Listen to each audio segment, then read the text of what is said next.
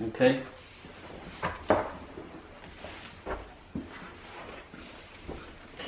So no matter what, you know, if you don't pray through Yahweh, the Most High will never hear your prayer.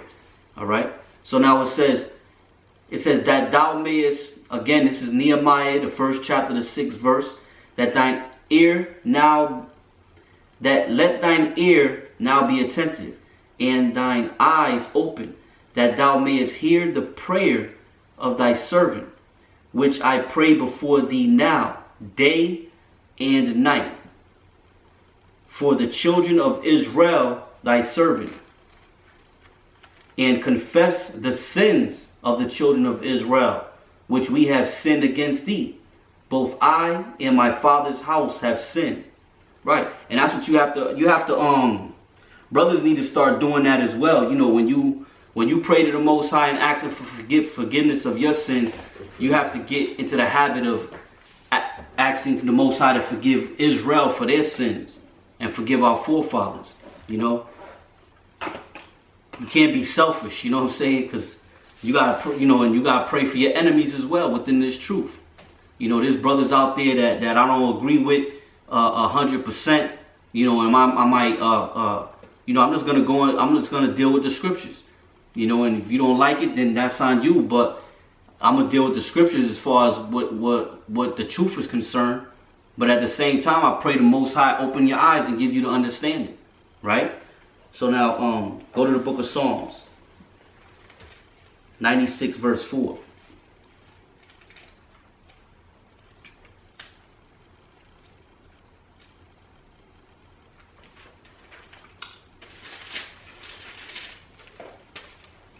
Psalm 96 verse 4. For the Lord is great and greatly to be praised. He is to be feared above all gods. Right. See, the other nations don't fear the Most High.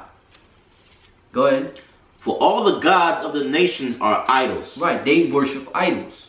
The other nations, the so-called white men, the Chinese, the Japanese, the African, the Arabs, the Edomites. All right.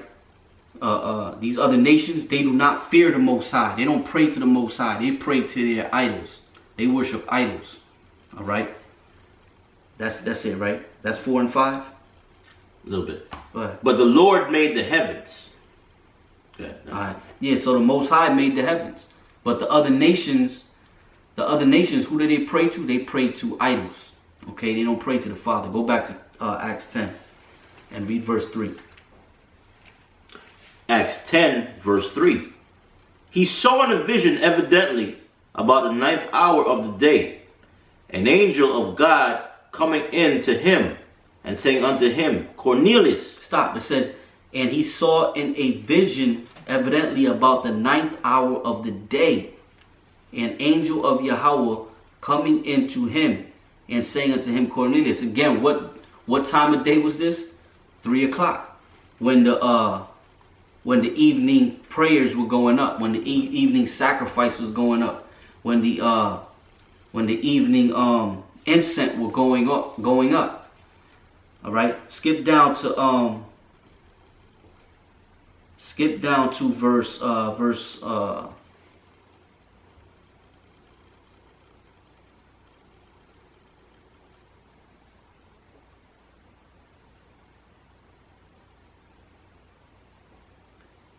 verse is that? Okay, skip down to verse hold up. Well, let me see what the scriptures say. Okay, yeah, read this. Read Acts 3 verse 1.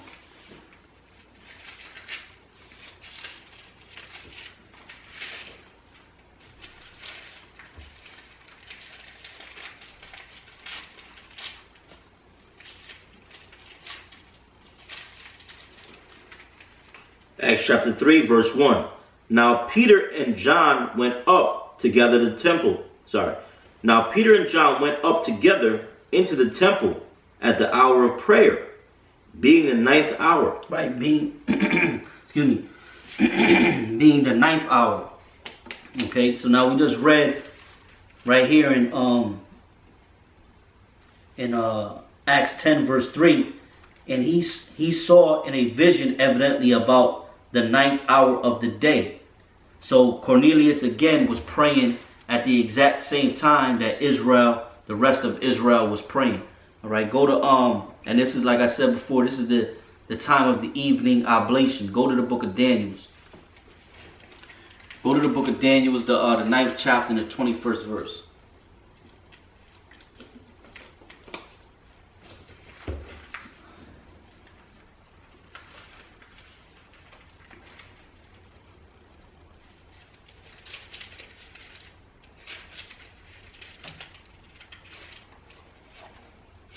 Daniel chapter 9, verse 21. Yea, whilst I was speaking in prayer, even the man Gabriel, whom I had seen in the vision at the beginning, being caused to fly swiftly, touched me about the time of the evening oblation. Right, there you have it again. The evening oblation, the evening sacrifice. All right, is that it? Yeah. Okay. Let's go to the Tobit. The book of Tobit, the 3rd chapter and the 11th verse. In the Apocrypha.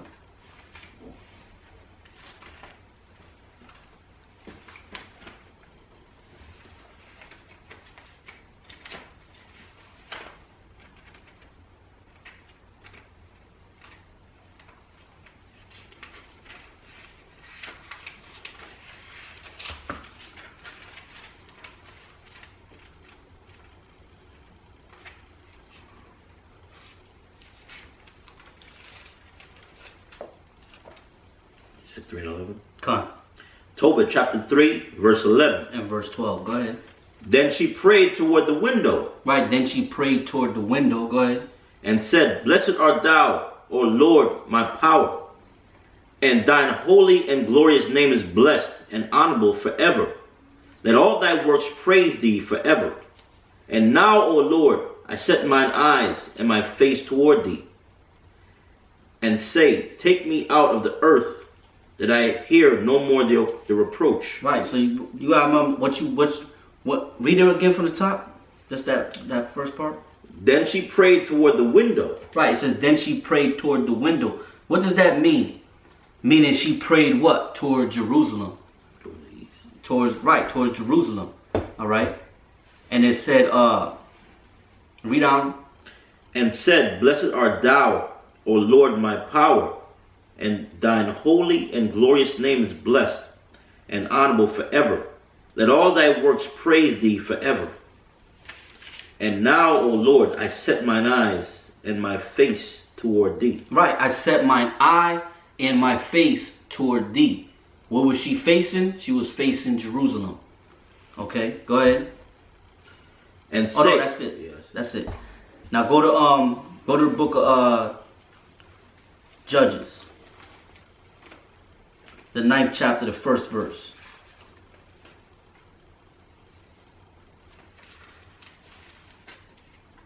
I'm sorry, Judith. The 9th chapter, the 1st verse.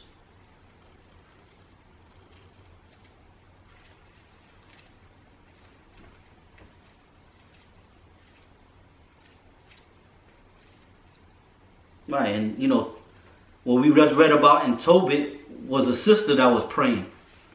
Now we're going to read about another sister named Judith that's going to throw up a prayer. All right?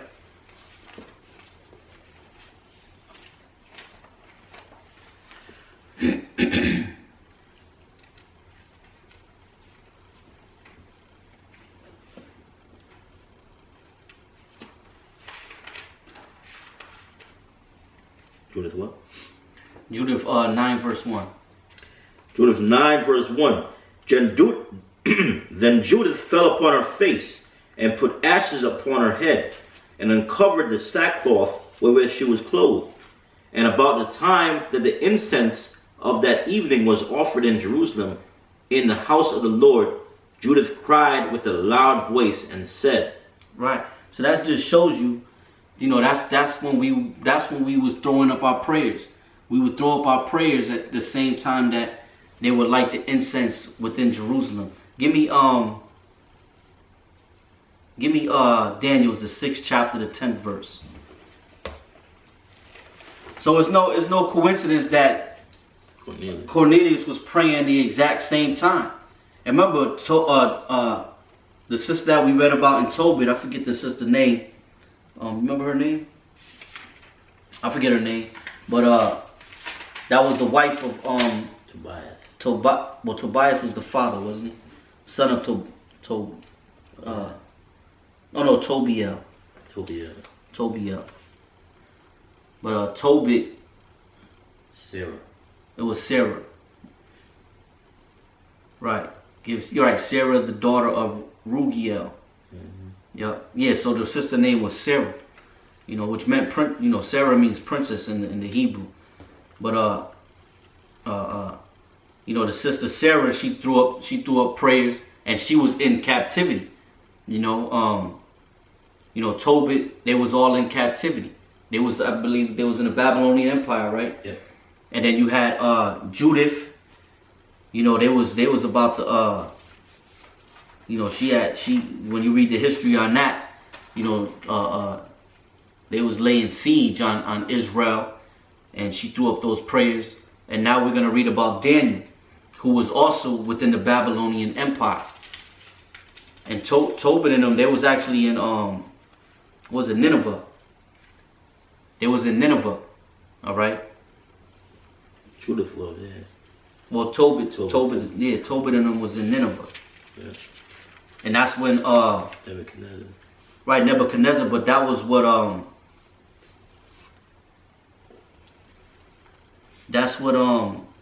what's the brother name? Jonah. That was swallowed up by the fish, by the whale, by the giant, well not whale, but by Leviathan. Brother say it was Leviathan. But he was swallowed up by a sea monster. And that's read about Jonah, and he prophesied against Nineveh. And it talks about the king of Nineveh, right. But those were Israelites that was living in Nineveh. And when it meant a king of Nineveh, it just meant that the ruler of that clan, the head of of the Israelites that was there. We dealt with clans and tribes, right? Just like you go to what is it, Afghanistan, right? If you go into Afghanistan, you have Esau, clans. Right? They have clans. That's why they try to put a king in Afghanistan or a president of Afghanistan. Not gonna work. It's not going to work. That's why it doesn't work, because you have certain areas. Their leader, their king is their uncle. You know what I'm saying? The whole family, we all related. That's our leader right there. You know what I'm saying? Who the hell is you? You ain't part of our clan. So that's how it was. And that's how it was in the ancient world with Israel. So when Jonah went and prophesied against them, those were Israelites. All right, and Tobit and them, and Tobit and his pops, they was all living up in there. That's why what is it?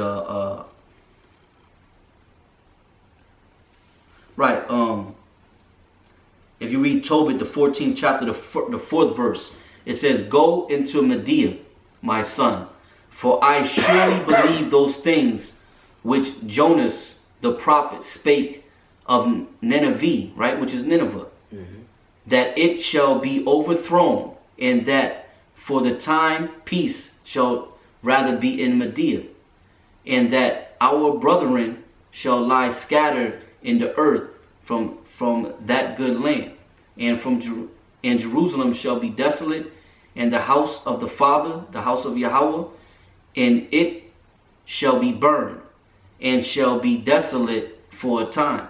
So even though the Most High spared Nineveh during the time of Jonah, he spared it for a certain period of time, but he eventually destroyed it.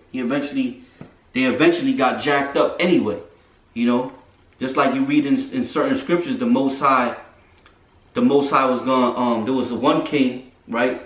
There was one king in the scripture where the prophet told him, "Look, you about to die. The Most High gonna take your spirit." And it said he looked to the wall and cried to the Most High. So the Most High told him, all right, I'm going to give you, I forget how many years. Right, he extended it. He extended it. He told him, all right, I'm going to give you this many years. You know, which was really like, it was a blessing and a curse, because now you have a time frame, like you got a countdown, you got a clock ticking. You know what I'm saying? So, you know, but where I say go, Daniel 6 and 10. Go ahead, read that. Daniel chapter 6, verse 10. Now when Daniel knew that the writing was signed, he went into his house. Right, now this is referring to the king of Babylon, was it Nebuchadnezzar? Yeah. He made a decree, because his wicked ass priest convinced him to make this giant idol, a statue, and they told him, you know, they souped him up, they souped this king up and said, look, because they knew Daniel would not bow down to this idol. So they wanted to have Daniel killed. It was a conspiracy. I'm sorry, it was Darius. It was Darius. It was a conspiracy it was a conspiracy by these wicked ass priests of Darius to have Daniel be put to death. And Darius, right, he actually loved the prophet Daniel, this king. All right, and this was a king from another nation, but because he knew he was a man of the Lord. So anyway,